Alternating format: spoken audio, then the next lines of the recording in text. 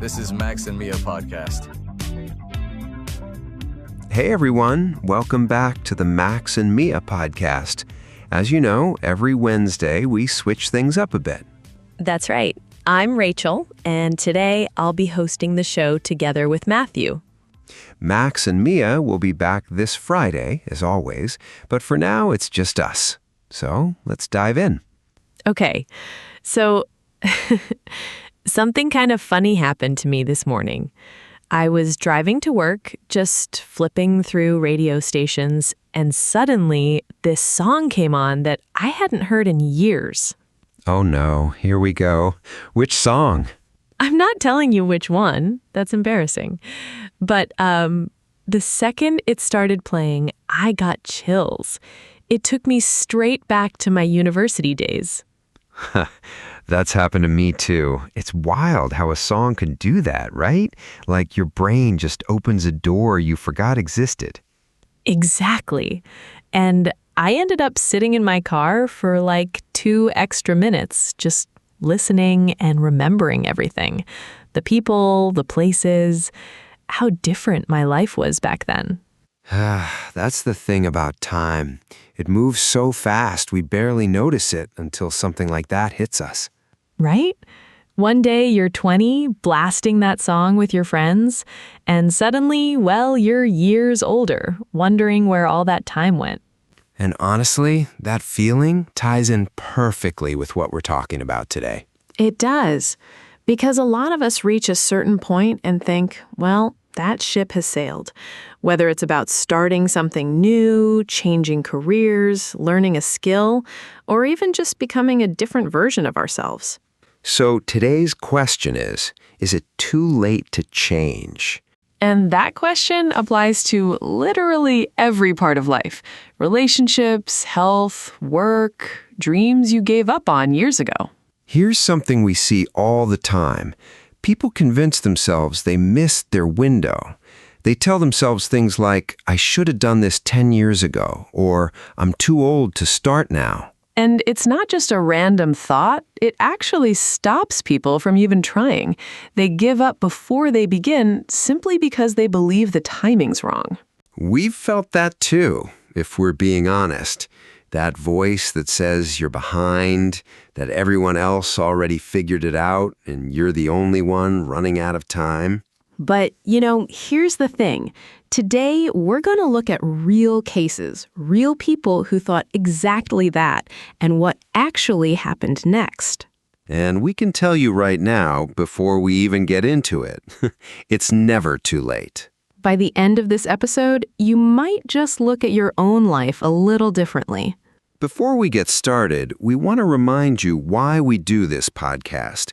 Our goal isn't just to help you learn English. We want you to use English to open doors, whether that's a better job, moving to a new country, studying abroad, or just feeling more confident when you speak.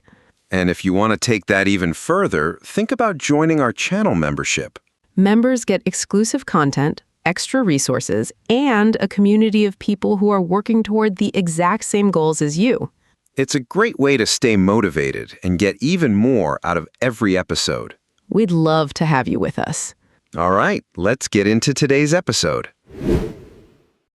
All right, so let's get into it. Why do so many people genuinely believe they've missed their chance? Honestly, it's rarely just about age. I mean, sure, age plays a role, but it's usually a mix of things. Fear, social pressure, comparison, it all piles up. Right. Like, there's this idea that certain things have to happen by a certain age. You're supposed to have your career figured out by 25, be settled down by 30, whatever. Who even made up these rules? No idea, but somehow we all internalize them.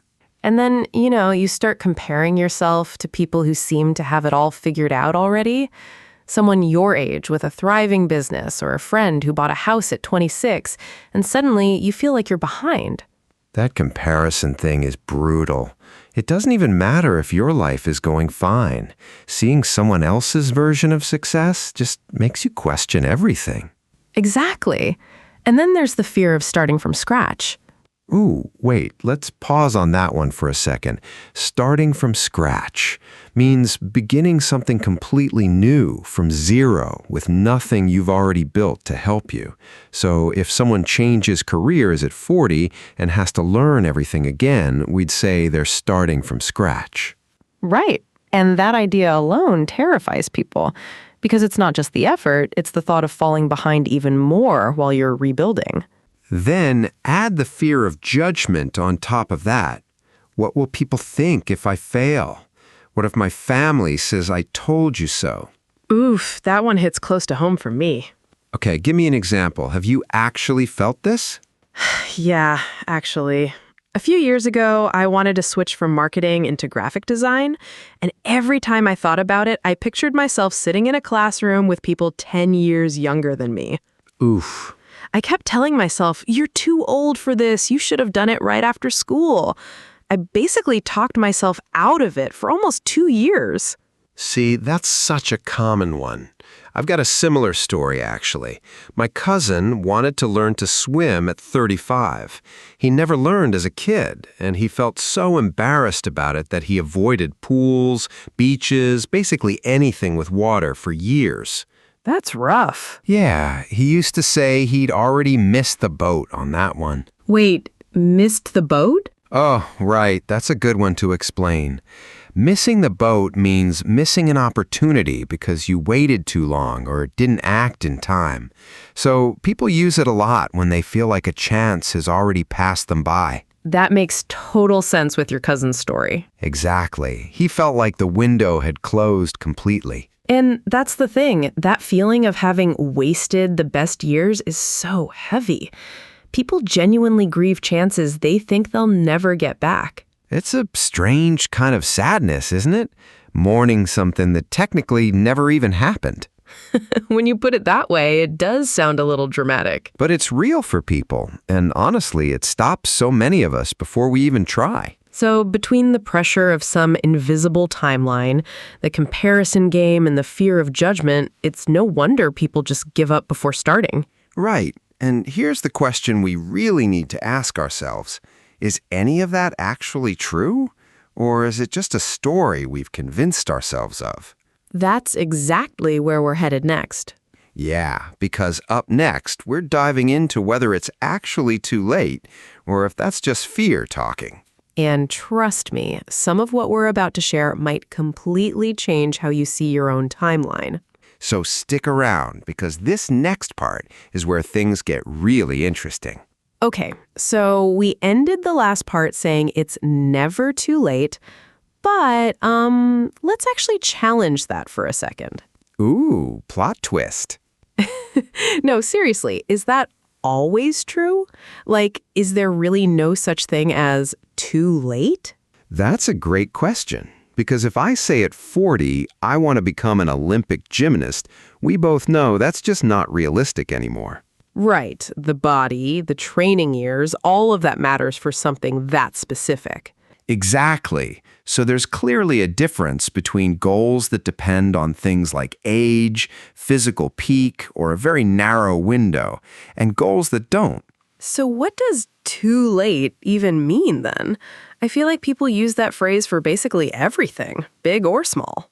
True, and that's kind of the trap.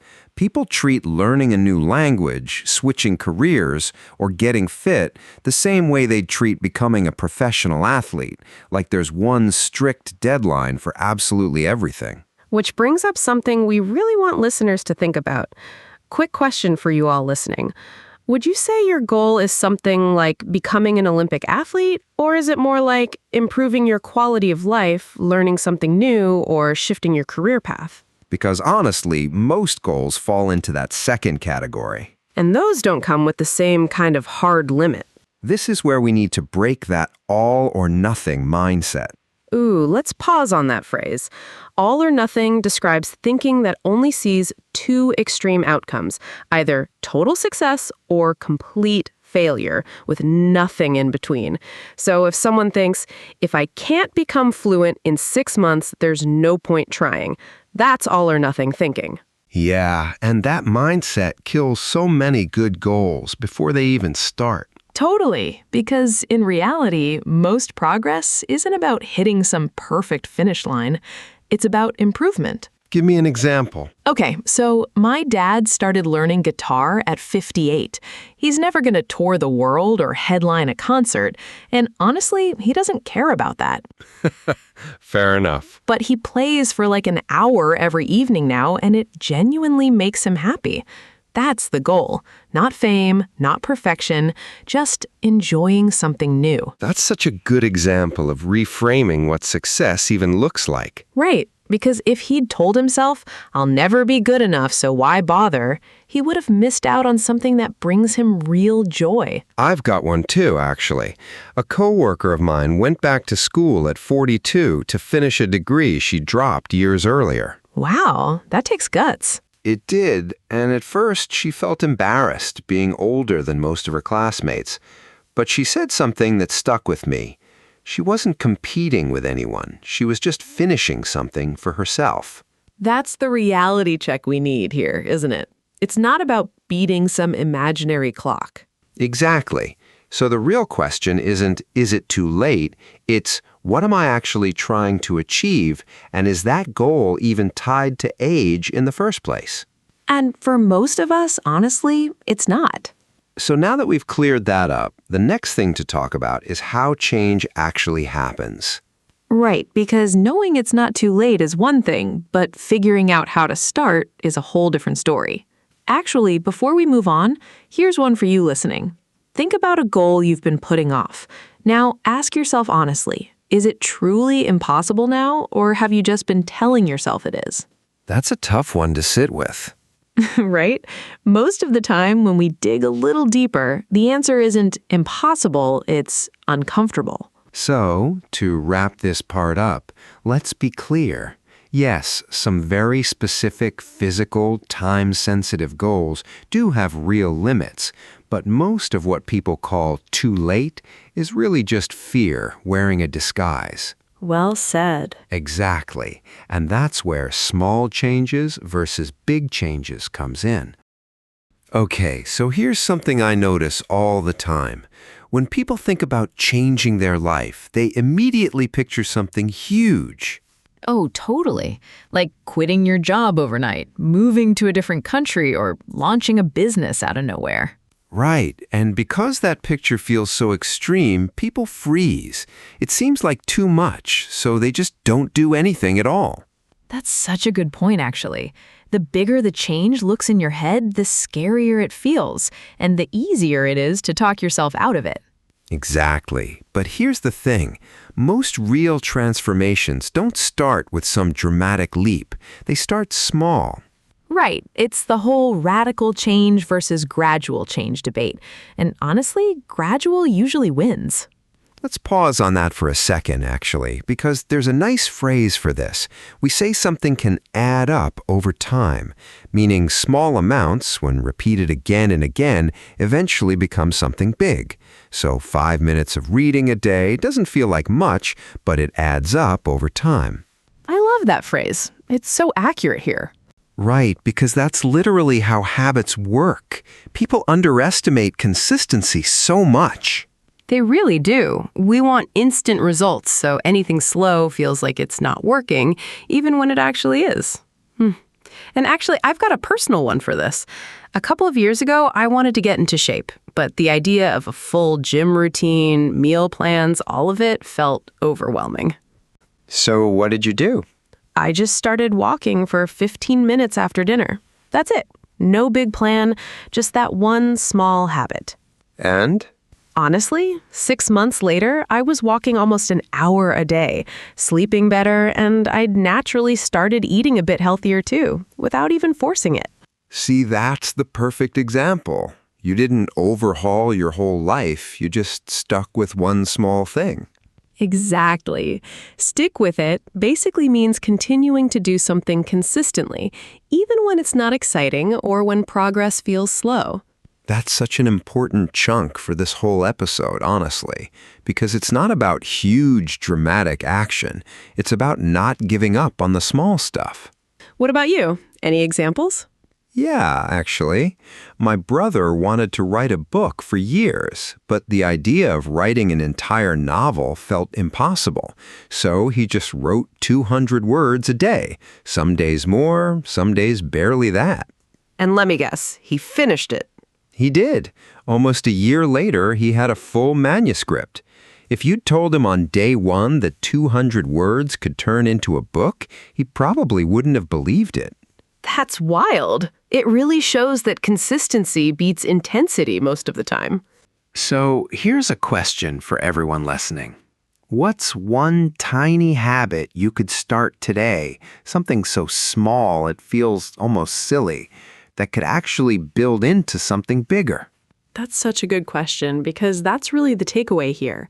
You don't need some massive transformation to prove it's not too late for you. Exactly. You just need one small, repeatable action.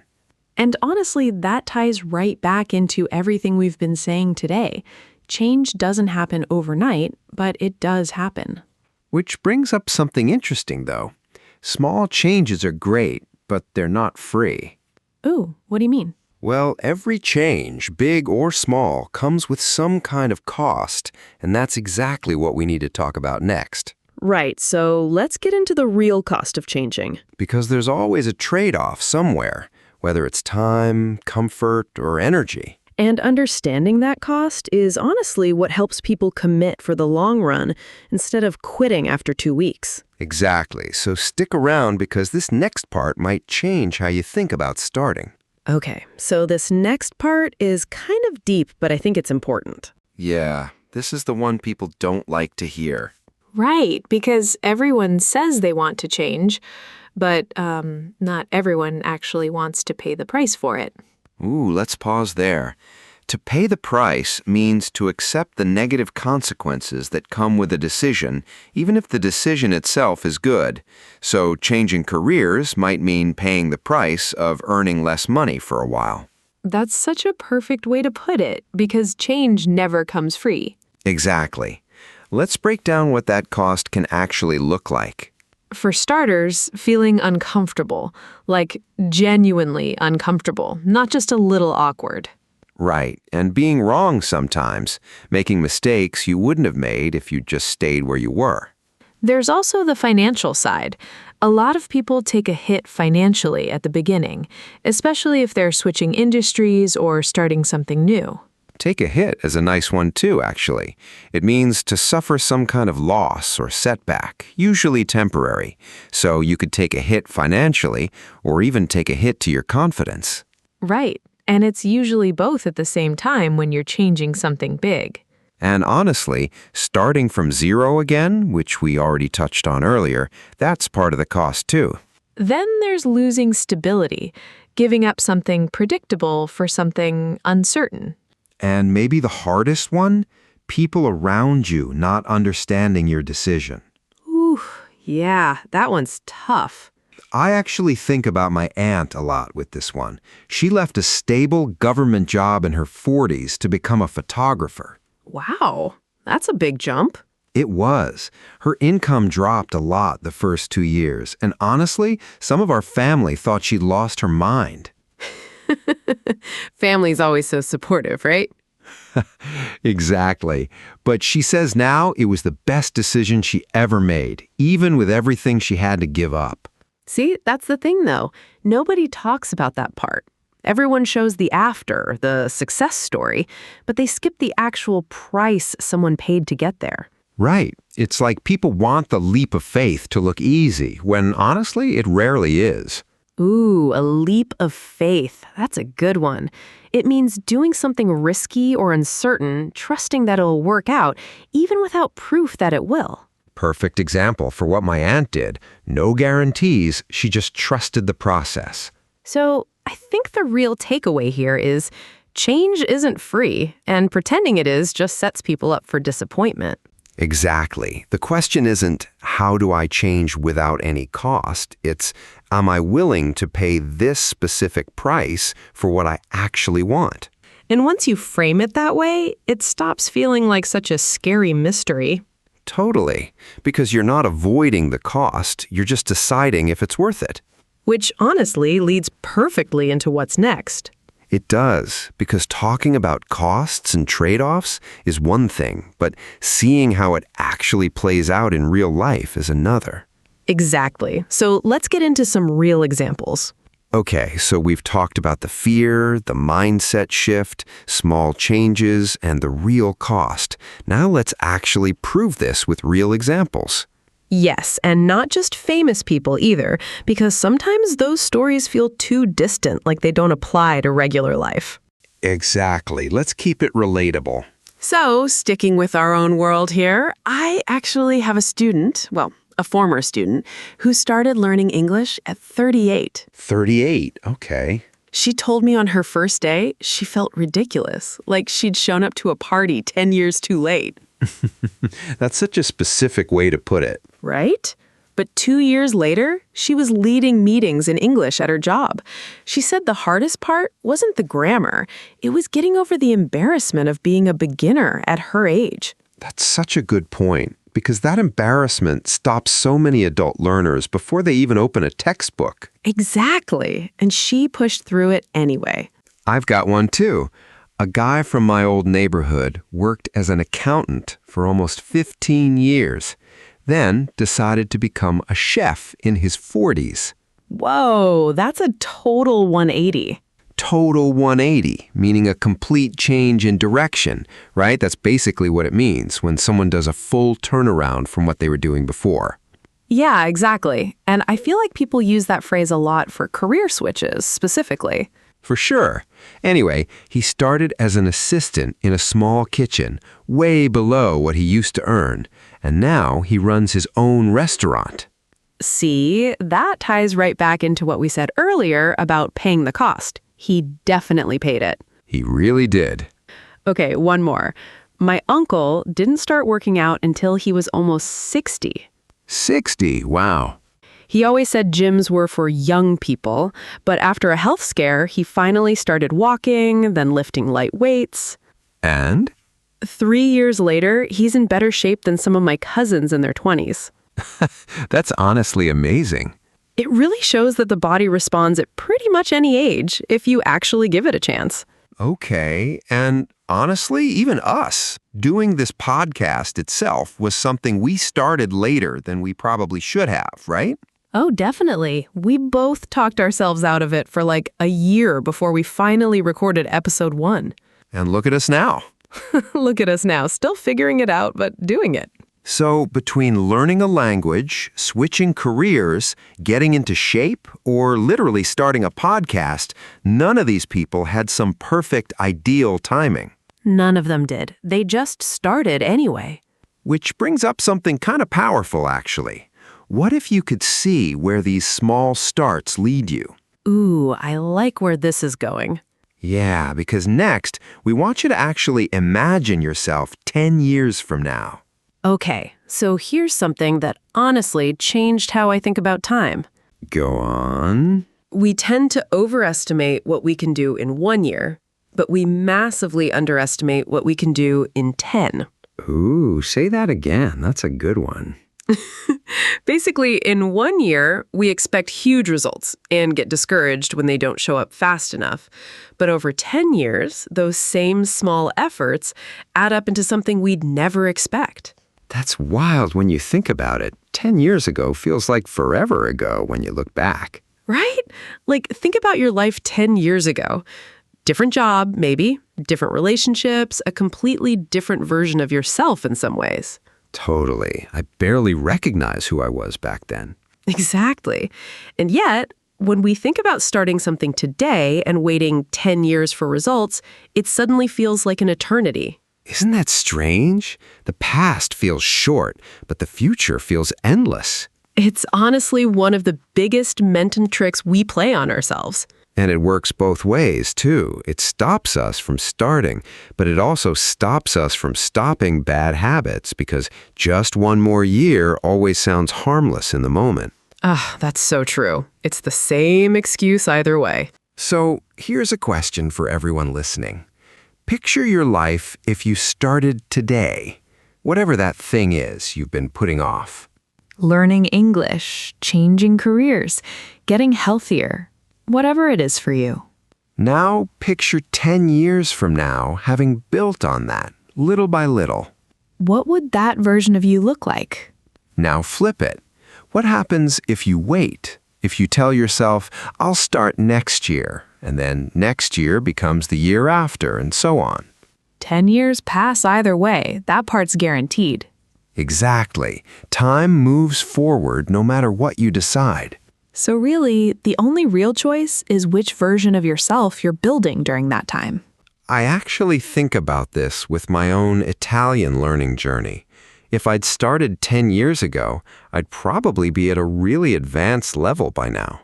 Same, honestly. Sometimes I catch myself thinking, I wish I'd started sooner.